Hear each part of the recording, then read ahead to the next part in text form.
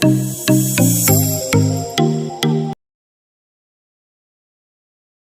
पहले सबसे 16 तारीख को आपका हिंदी है, 16 को थर्सडे को आपका हिंदी है। देखो पहली बात एक की जाए, 16 तारीख को अगर हिंदी वाला स्टार्ट हो रहा है तो आपको कम से कम 6 दिन, मेरा मानना है कि आपको पहले पेपर की तैयारी जो है फर्स्ट पेपर के लिए कम से कम आपको 6 दिन देना चाहिए।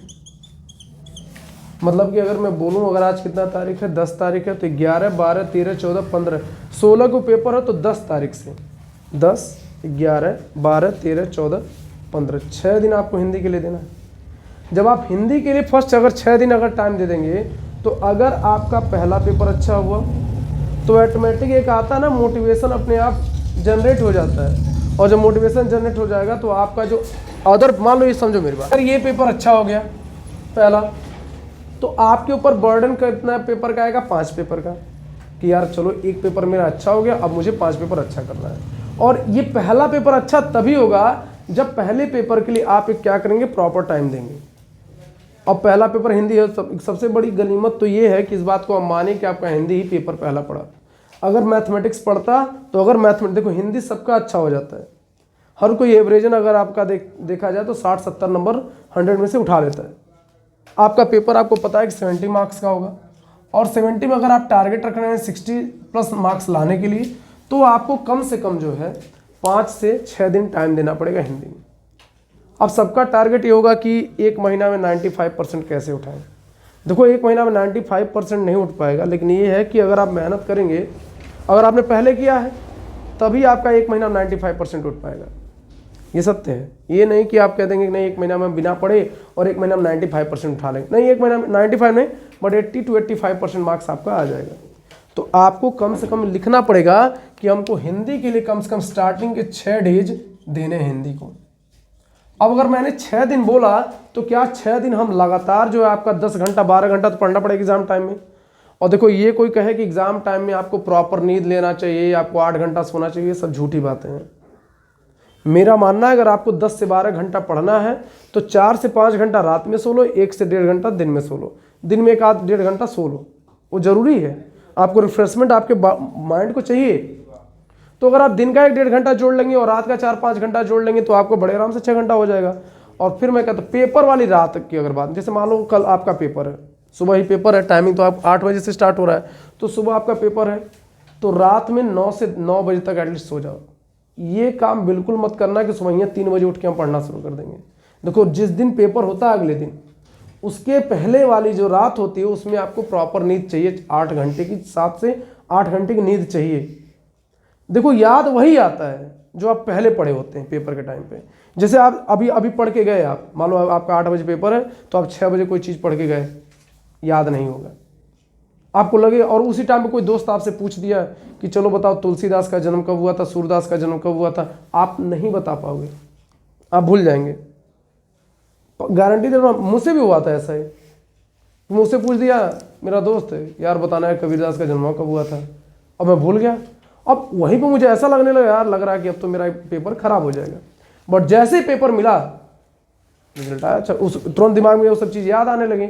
और क्या हुआ कि उसका रिजल्ट ये आया कि 89 मार्क्स आए, हिंदी में भी 89 मार्क्स आए। तो कहने का सेंस ये है कि अगर आप 6 दिन देंगे हिंदी को तो आपका पेपर अच्छा जाएगा। अब 6 दिन कैसे देना, देखो अगर आपका मान लो 24 घंटा का दिन होता है, 6 घंटा आपने सोने का, आपका 12 घंटे का टारगेट होना चाहिए पढ़ने का, 12 घंटा स्टडी का टारगेट होना चाहिए। और देखो कोई ये कहेगा नहीं दिमाग जैम हो जाएगा, कुछ जैम नहीं होता है, 12 घंटा तो पढ़ना पड़ेगा। उस 12 घंटा करना क्या, अब देखो मैं बता रहा हूँ, आपका ये होगा आप 10 घंटा पढ़ेंगे क्या, हिंदी, 10 घंटा आप क्या पढ़ेंगे, हिंदी, और 1 घंटा आप पढ़ेंगे क्या, मैथ, और 1 घंटा पढ़ेंगे आप कंप्यूटर। 1 घंटा मैथ और 1 घंटा कंप्यूटर में। क्यों ऐसी बात बोला आप समझो।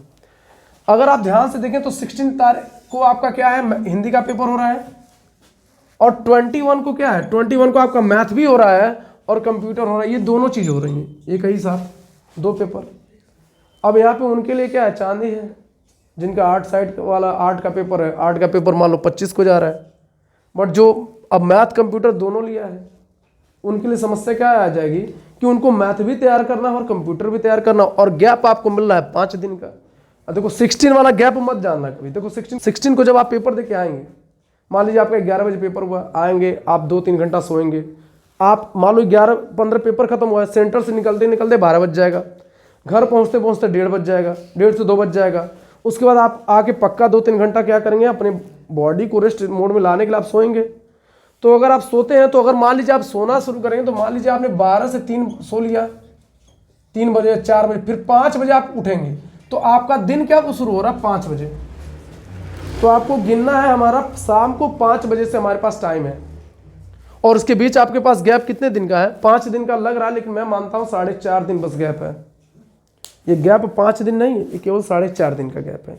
और उसी 4.5 दिन में आपको मैथ भी तैयार करना है और कंप्यूटर भी तैयार करना है। तो क्या हम नया टॉपिक पढ़ेंगे मैथ्स में? बिल्कुल नहीं। एक चीज हमेशा याद रखना, आप इस हिंदी तैयार करते टाइम पे जो 6 दिन का आपको गैप मिल रहा है, आप इसमें नया टॉपिक पढ़ सकते हैं जो आपका तैयार नहीं है, बट ये मैथ टाइम पे कभी नया टॉपिक मत पढ़ना। आप पढ़ोगे, आपका दिमाग काम नहीं करेगा, आप भूल जाओगे, आप फ्रस्ट्रेट हो। जितना आपने पढ़ लिया मैथ को, कब तक? 10 फरवरी तक। आज 10 जनवरी है, और 10 फरवरी तक आपने जितना मैथ पढ़ लिया उतना पर्याप्त है। उसके बाद आपको एक्स्ट्रा एफर्ट लगाने की जरूरत नहीं है कि हम चलेंगे, हम फिर से मैथ को पढ़ेंगे।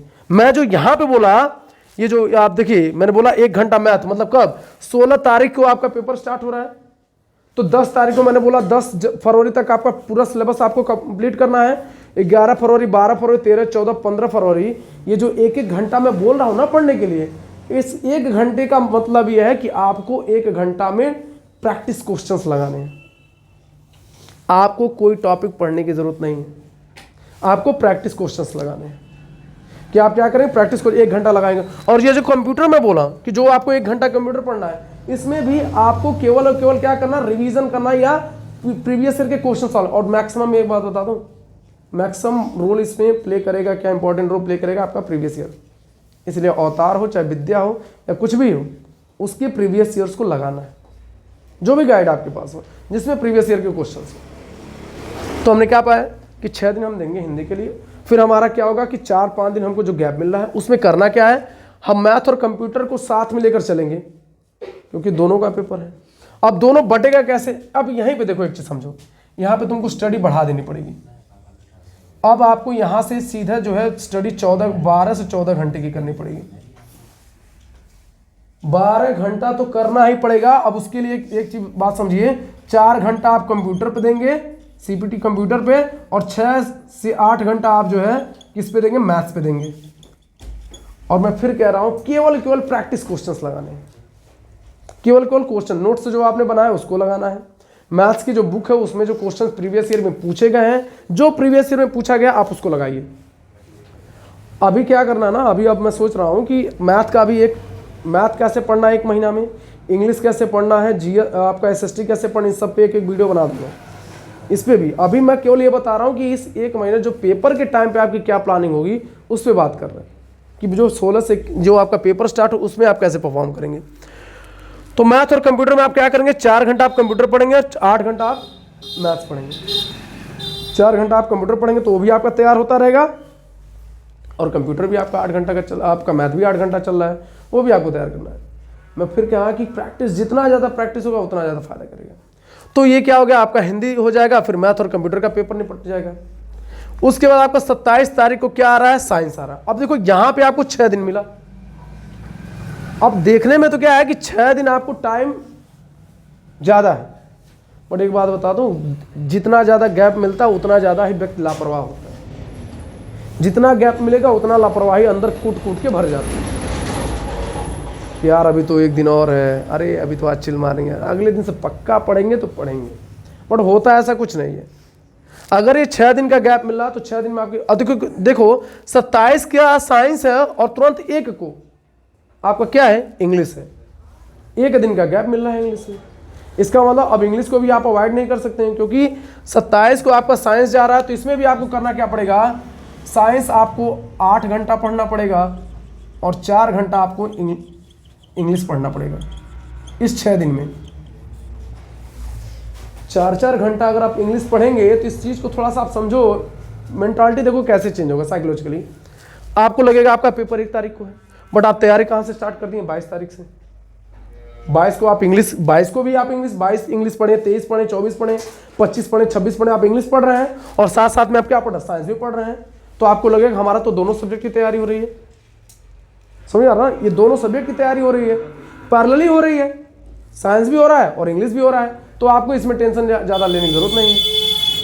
और अगर उसके बाद इस चीज़ को थोड़ा समझो, लगे हाथ आपको ये भी करना पड़ेगा कि अगर आप देखिए एसएसटी सोशल साइंस, इसमें भी देखो 1 दिन का गैप है। अब जब 1 दिन का इसमें भी गैप है तो आप क्या करो, आपको 1 घंटा एसएसटी भी डेली पढ़ना पड़ेगा। एसएसटी भी देखो, जब गैप नहीं मिलता है ना तो सब्जेक्ट की तैयारी पैरेलली करनी पड़ती है, साथ साथ करना पड़ता है।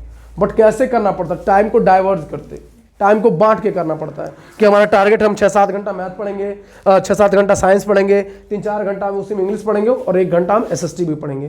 तो आप डेली 1-1 घंटा दोगे ना तो आपका साइकोलॉजिकल आप बाइंड अप हो जाएगा, आपका मेंटल लेवल हाई हो जाएगा कि आपने 1 दिन तैयारी नहीं की, आपने कितने दिन तैयारी किया? 5 दिन किया, 6 दिन तैयारी किया। वैसे पता क्या होता है, जब आपको लगता है 1 ही दिन का गैप है ना तो ऐसा मत यार यार 1 ही दिन तो है, क्या पढ़ूँ, चलो जो होगा एग्जाम में दे दूंगा। वहीं पर लापरवाही होती है।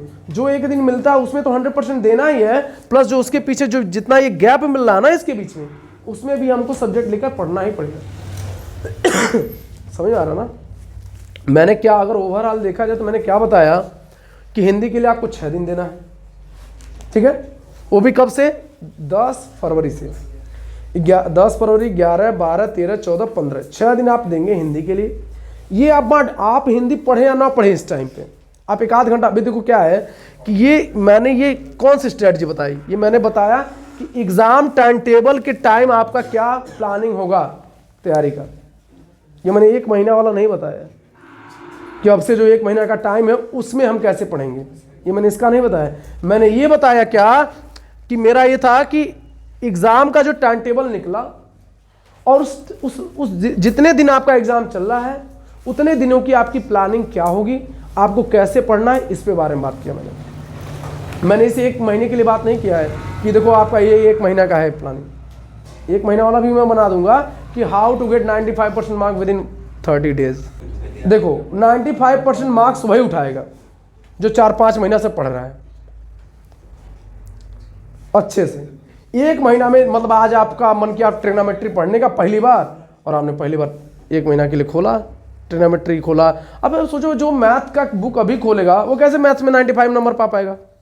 चांस है नहीं है, क्योंकि आपको पता है एक टॉपिक पढ़ने में 1 महीना लगता है।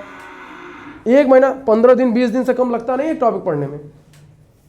तो यहाँ तो एक टॉपिक खत्म होगा 1 महीना में और पता चला कि 95% नंबर आना है, नहीं आ पाएगा। 1 महीना में नहीं आ पाएगा। मैंने जो बताया कि जैसे 6 दिन अगर आपको हिंदी को देना तो ऐसे देना है, मैथ्स और कंप्यूटर को साथ लेके चलना है। कैसे चलना है? आपने बांटा क्या? 8 घंटा मैथ पढ़ेंगे, 4 घंटा कंप्यूटर पढ़ेंगे।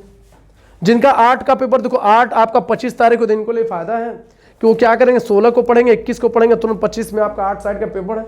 अब देखो कला का पेपर है तो उसमें पढ़ना तो है नहीं कुछ, तो मतलब ऐसे समझो 21 को तुम्हारा क्या हुआ, मैथ खत्म हुआ जिनका कला है, 21 को खत्म हुआ, 25 को क्या कला है, तब भी हम मान लेंगे हमारे पास 6 दिन साइंस का, हम तब भी साइंस ही पढ़ेंगे। कला के लिए क्या करेंगे? प्रैक्टिस कर लेंगे बस। 1 दिन बहुत होता है प्रैक्टिस के लिए। ये पूरा आपका ये सिनेरियो रहेगा, यही प्लानिंग रहेगी आपका। क्या जितने दिन आपका एग्जाम चलेगा, हम लोग ऐसे ही करते थे। जब देखते थे गैप नहीं है ना, तो जो गैप जिस पेपर के लिए मिलता था उसी में टाइम निकाल के हम उस वाले पेपर की तैयारी करते थे जिसमें गैप नहीं होता था। वरना सच्चाई बताऊं, 1 दिन जब गैप मिलता है ना तो मनोबल व्यक्ति का वैसे ही टूट जाता है। अरे यार 1 दिन मिला है, क्या होगा 1 दिन में? आप एक्स्ट्रा कुछ पढ़ नहीं सकते, और there is no need of extra पढ़ने की तो जरूरत ही नहीं है। आपका बस ये प्लानिंग होना चाहिए कि जितना हमको गैप मिला है हम केवल रिवीजन करेंगे, हमने जो पढ़ा हमको उसको रिवाइज करना है। एक्स्ट्रा इंपॉर्टेंट एक चीज ये भी जान लो, प्रीवियस ईयर से ज्यादा इंपॉर्टेंट कुछ हो नहीं सकता। प्रीवियस ईयर में इंपॉर्टेंट ही आता ही है, तो बहुत ज़्यादा इंपॉर्टेंट के चक्कर में मत जाना कि यार सर बता दीजिए कि 10 क्वेश्चन में इंपॉर्टेंट बता दीजिए कि क्या आएगा क्या नहीं आएगा। सीधी बात, प्रीवियस ईयर सॉल्व करो, दैट इज टोटली इंपॉर्टेंट। उससे ज़्यादा इंपॉर्टेंट हो ही नहीं सकता। तो ये आपका ये पेपर के टाइम का स्ट्रेटजी रहा। और बाकी अब 1 महीना कैसे पढ़ना है मतलब आज से 1 महीना कैसे पढ़ना, उसके लिए अलग से वीडियो बनाऊंगा। इसके लिए इतना रखते हैं।